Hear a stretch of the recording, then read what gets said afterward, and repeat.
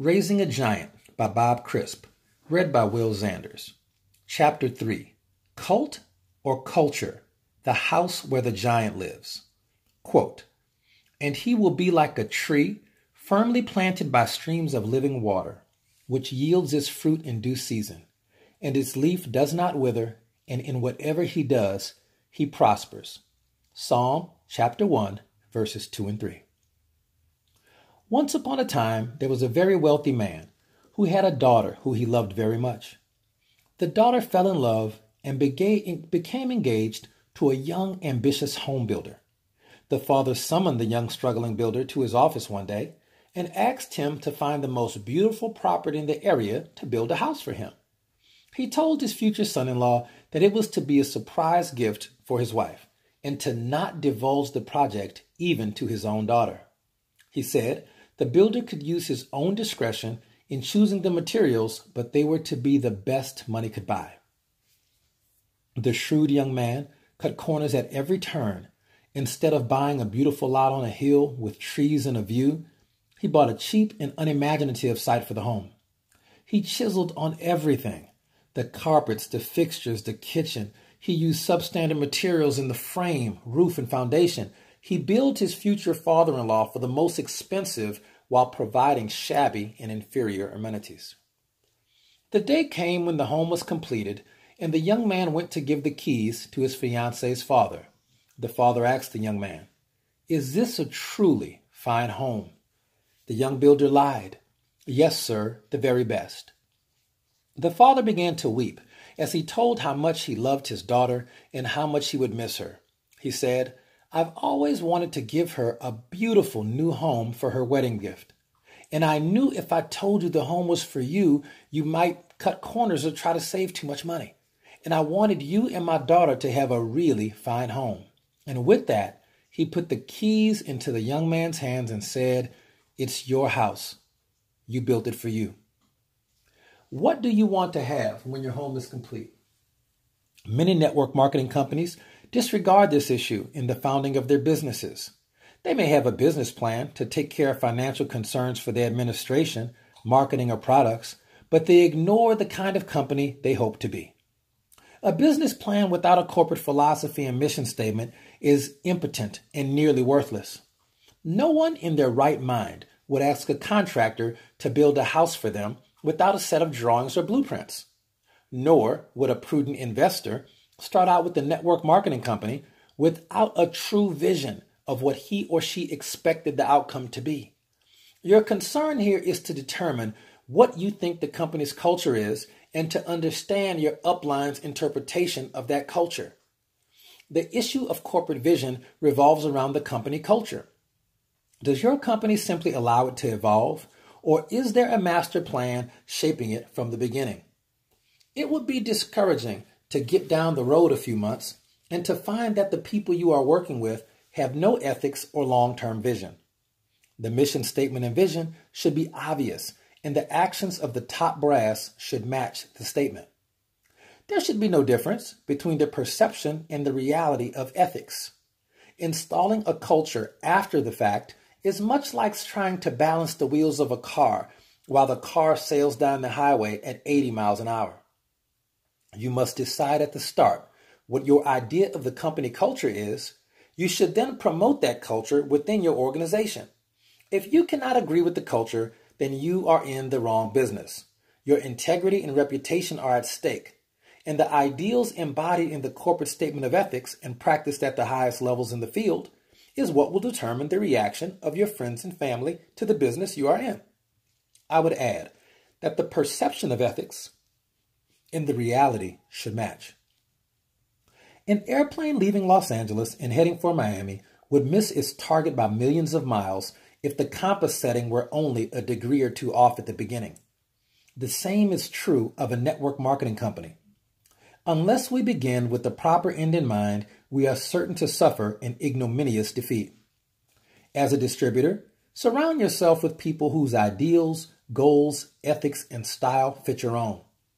In a network marketing company, the first distributors will usually shape the integrity, tone, and pace of the company.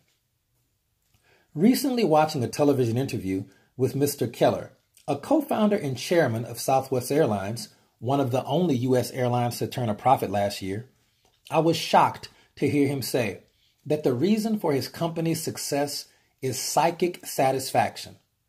Psychic satisfaction? I was perplexed too. He added that the people at Southwest Airlines all have the attitude of, we're the best because we give our best.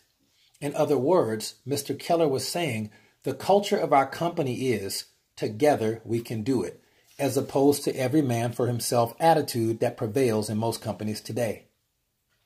Sam Walton, the deceased founder of Walmart stores and one of the wealthiest men in the world, used to have early morning sales events in rural stores where the first order of business was a cheer he would lead while standing on a folding chair in the aisle.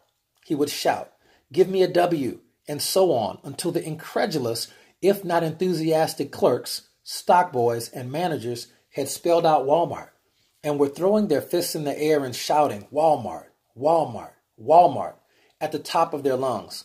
What Sam Walton, Herb Keller, and all successful business people know is that the company culture is vital to the long-term success of the business.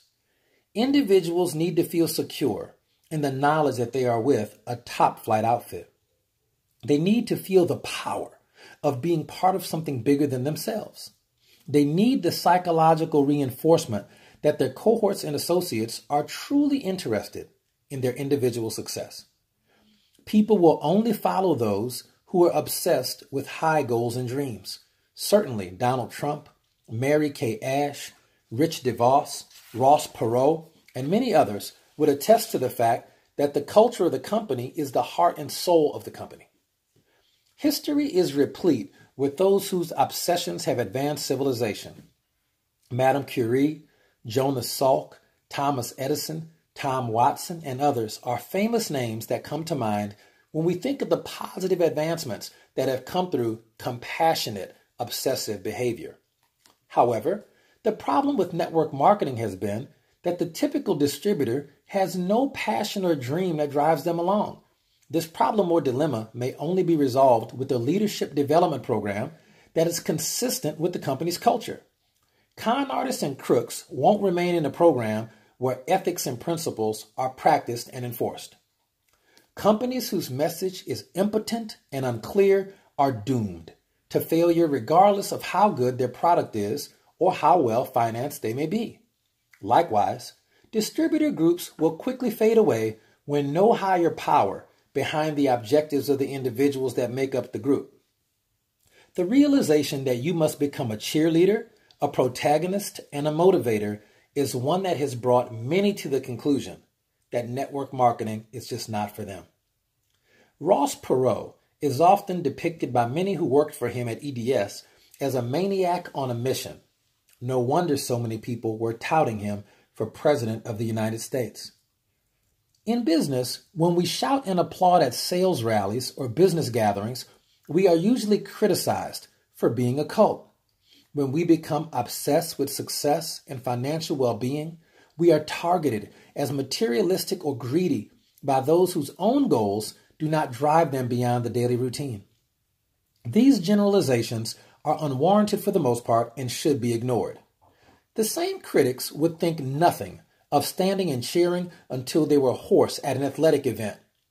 But society, it seems, cannot bring itself to cheer for those who are rising out of the ranks of ordinary daily life. The truck drivers, school teachers, nurses, insurance and real estate agents, bank tellers, engineers, and computer programmers who enter network marketing and get excited about the opportunity for financial freedom.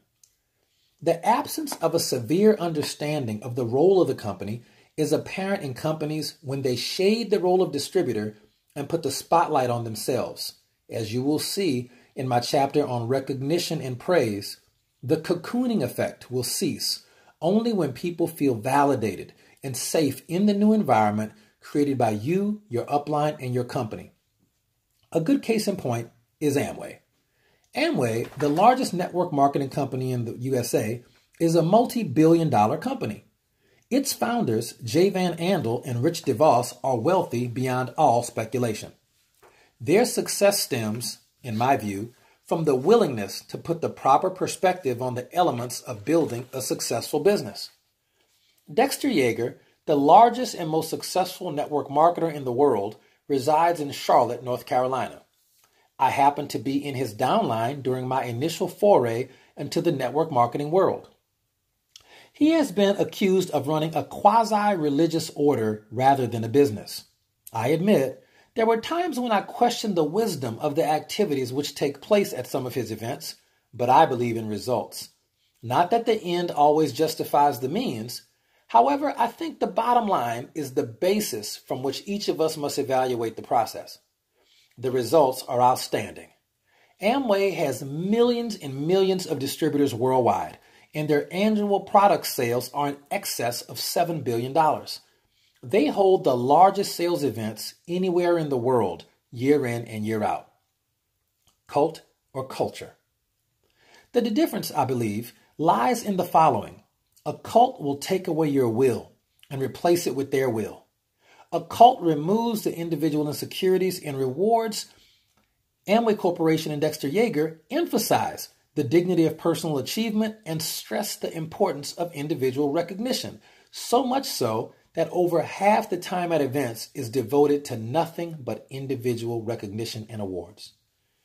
Many times, I've had the pleasure of standing at the head of the Champs-Élysées in Paris, where you will find the Arc de Triomphe, and marvel at the wisdom of one of the world's greatest leaders, Napoleon.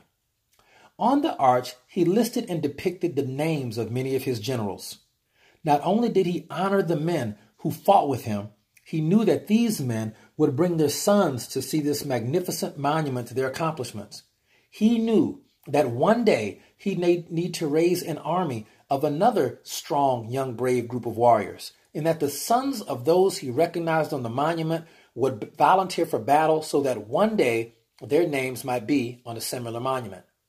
I guess that is why he said, quote, "Give me enough medals and I'll win any war." Napoleon. In this world, there are many who would prey on the unsuspecting, the young and the old. There are plenty of evil people willing to sell their morality and integrity for $1. It would be unfair to characterize all network marketing people with this characterization, just as it would be wrong to characterize all government officials by the ones who are on the take or abuse their positions of power. The culture of a network marketing company is a statement of its morality and commitment to people. It embodies the good that all mankind seeks and provides a way to better ourselves and feel good about our labors. It can be no better than its most vociferous and dedicated leaders. It requires a massive message, one that everyone can relate to. Men and women everywhere are looking for something that will give their lives meaning and prosperity. As I said in the preface, network marketing treats us all alike with equal parts of respect and disdain. The culture and image of you and your company are shaped by the message and the messenger. Isn't it time to stand up and be counted? Isn't it time to make a mark on the world you live in? Isn't it time you stepped out of the background into the foreground? Why not reach for the stars? So if you have a bell to ring, stand up and ring it. If you have a song to sing, lift your voice to the sky and sing it. If you have a dream, don't you dare be afraid to dream it. In doing so, you establish a forward motion that others will follow. We are not in this thing called life alone. We have a right and a responsibility to become more and do more. The culture of your company should shout integrity and respect for the individual. If it doesn't, find one that does. The end of Chapter 3 of Raising a Giant by Bob Crisp.